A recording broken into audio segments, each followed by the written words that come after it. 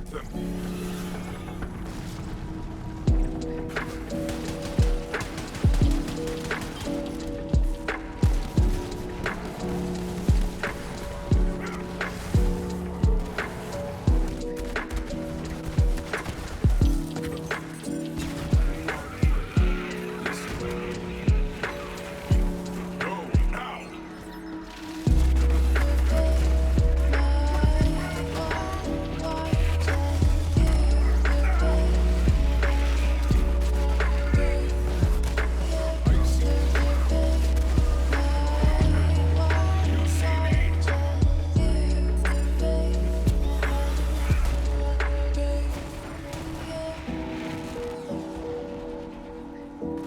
Pocket rats.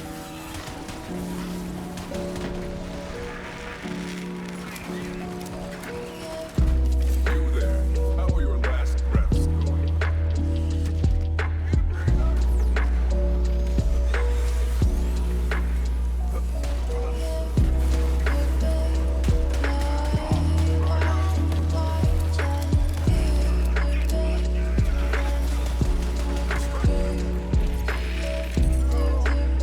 Don't hold back.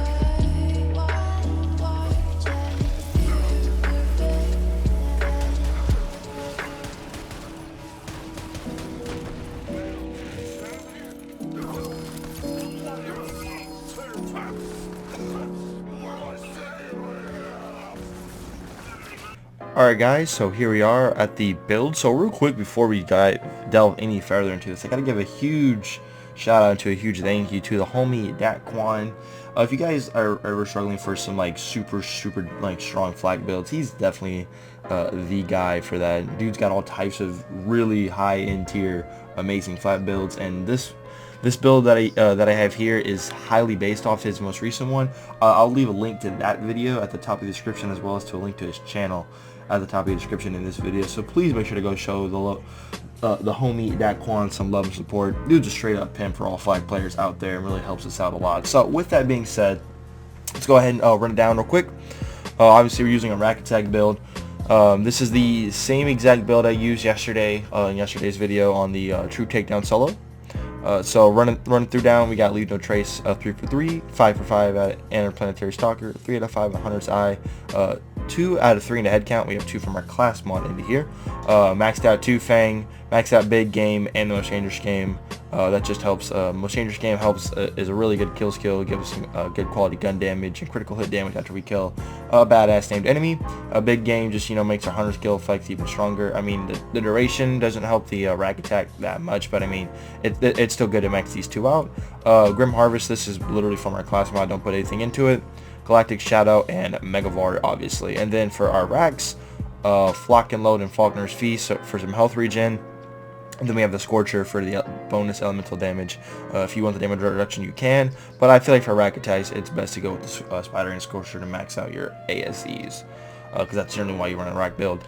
I always like to throw in 3 into a Persistence Hunter. If you don't want to throw these 3 in a Persistence Hunter, you can hold on to them. You can either max out Hunter's Eye, or we'll save those 3 and get over here into this tree. So if you want to use those 3 from Persistence Hunter in the Stalker tree, max out Self-Repairing System, and then you can throw them into Eager to Impress.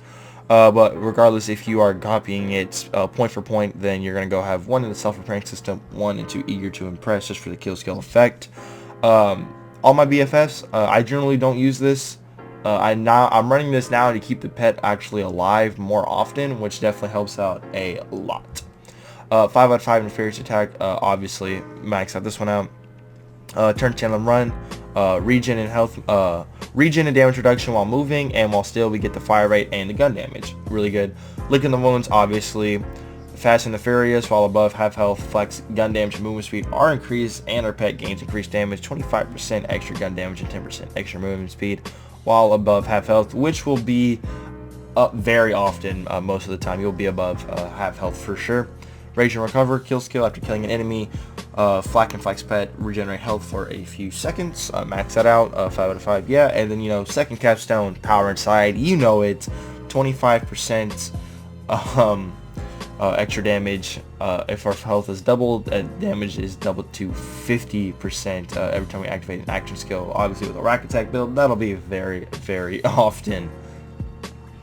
And then, let's see, what else? Is there anything else that I could go over here that you may want to put your points into? I already said don't put points into Grim Harvest, only 2 and 3 in the head count. I told you where you could put your Persistence 100 points, and if you really wanted to. But I think outside of that, that's everything for the actual skill points tree. Let's go ahead and get into the equipment. So, this is very important to note. Oh, obviously we're using some Rakk attack anointments here. We're using this Maggie here. This Maggie is actually given to me by the homie Chazzy, subscriber of mine. Really cool dude. He actually helped me out getting a few weapons here, so shout out to him. If it wasn't for him, I would not have this insanely powerful Maggie, which is really good. Real quick to note about the Rakk attack anointment. It's actually multiplicative.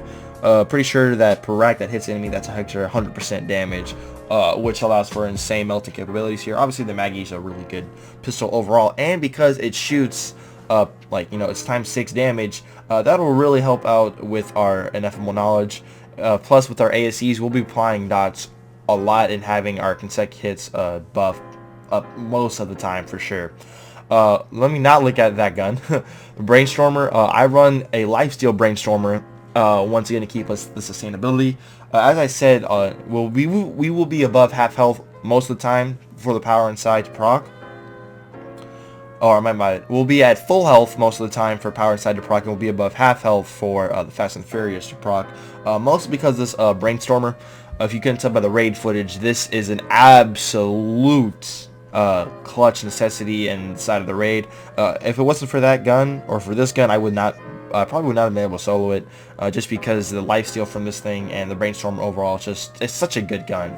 Highly recommended inside of this setup if you have one. A Rakk anointment one works, lifesteal one obviously works really well, but I highly recommend bringing a Brainstormer of some type into this type of build, along with the Maggie for sure. The Maggie is just really good. Now this gun, the Clairvoyance, I literally made a video on this gun a few hours ago. But if you saw the video yesterday, I didn't even use the Clairvoyance at all inside of the true takedown solo. So this gun's actually not needed, but it makes it that much more powerful. Combine that with its ASEs and the Rakks, will have that incendiary damage basically up at all times, and just make this gun even more insanely strong as it is. This gun doesn't even need anointment to be good. It's just naturally good on its own by itself, like raw damage. It's really good. But you know, if you don't have it, if you don't have the DLC, some guns you could go with, any ASEs work well. Okay, a Moonfire works really well, and Cutsman. I mean, dude, Cutsman works well. Any Rakk anointments work really well, but I mean, if you don't have the DLC, you're missing out on a lot of stuff. Yo, also gotta say that I have no anarchy in this build, because a lot of people like to frown on me for using the anarchy because it's, you know, too easy to use. But hey, you know, it's cool. Not using one in this game, not using one in this build, which is dope. So yeah, Clairvoyance, really strong weapon. The Skull Masher is going to be our main source of quick bursts of DPS. If you don't have a Skull Masher, a Krakatoa works really well, because Set Kids Krakatoa, ASE Krakatoa, Rakk Attack Krakatoa, any Krakatoa works really well for high outbursts of damage. Skull Masher, just how fast you can shoot it works really well. Plus, I'm trying to have a lot of Jacob's weapons in here, mainly because of our class mod just combines really nicely with it. But you know, Krakatoa works really well in here. Just anything that can do a quick outburst of a lot of damage is mainly what you want to go for in one of the slots here. Skull Masher is my weapon of choice. We're using a stopgap here, mainly using a stopgap for the 5 seconds of immunity to help with our power inside and Fast and Furious. Plus with the Brainstormer, that'll be very often once again. It just helps overall. Plus, you know, we get 50% ASE from this, and then our grenade is another 50% ASE corrosive. So that's radiation and corrosive. Especially with this gun, that's incendiary and cryo. That's 4 different elements with this, which is really strong. Combine radiation ASE with corrosive ASE on top of the other guns, especially with the Brainstormer chaining everything. You'll be applying so many different dots. You'll have your consecutive hits proc almost all the time. which is obviously very good. Oh yeah, I guess I didn't really go over the grenade you want. The grenade you want, any AC works. Really, the big blade grenade works. Grenades that you can easily apply dots with and has an ASC is what you want in your grenade slot. Shield, once again, I just have something with an ASC. I'm choosing stop. You have to constantly have the power inside. Transformer works really well. Old God works well. Any one of your preferred choice could work really well. Now, the actual class mod here. The class mod can range from you can switch it out for the Rakk pack. You can switch out for a bounty hunter. You could switch it out for a Deadeye. Now, the reason why a Deadeye could be really good, because with this type of build, especially with some of these guns on here, like a Skull Masher, Maggie, they're gonna be at full health. You're gonna instantly kill them most of the time. So actually having a Deadeye here could work really well. But me preferably, I like this Rakk pack because it's super useful for all the weapons in here. So I am using the Rakk pack. Plus, you know, having them split and go seek out more enemies helps the Maggie out overall. Just Maggie apply more damage across the board. Rakk pack's just overall pretty good. Plus, you know, it helps since we have Faulkner's Feast. That we can, you know, get some regen from the Rakks, which also helps with the Rakk pack. So yeah. Also, you know, the perks on it: 26% weapon damage, super insane. 48% Jacob's weapon crit damage, also really useful for the Skull Masher, the Clairvoyance, and the Maggie. Once again, why I'm running a lot of Jacob's weapon inside of here, just because this helps a lot. And then 25% magazine size is always really helpful. Then we're using a Pearl of Ineffable Knowledge for the consecutive stacks to make our damage that much more crazy. And outside of that, guys, that's going to just about wrap up the video. Okay. If you don't have one of these, any Victory Rush works really well. If they have good prefixes to buff, you know, whatever guns you're using inside the build, works really well. But I am definitely going with Jacob's weapons for this. And yeah, guys, that's going to just about wrap up the video. If you guys did enjoy the video, then go ahead and drop your low on that like button and subscribe if you are new. Also, we do have the Cream Pie Discord, my personal Discord. I literally started up just a few days ago, trying to get the ball rolling, trying to build up the community over there. Got some Dokkan stuff, Borderlands 3 stuff on there. So if you guys want to help me grow it, or you want to be a part of that, link to that, probably the third link at the top of the description with Dakquan's channel and video link at the very top. And yeah, with that being said, I hope you all did enjoy the video. My name's Kree, and I'll see y'all in the next one. Peace out, y'all.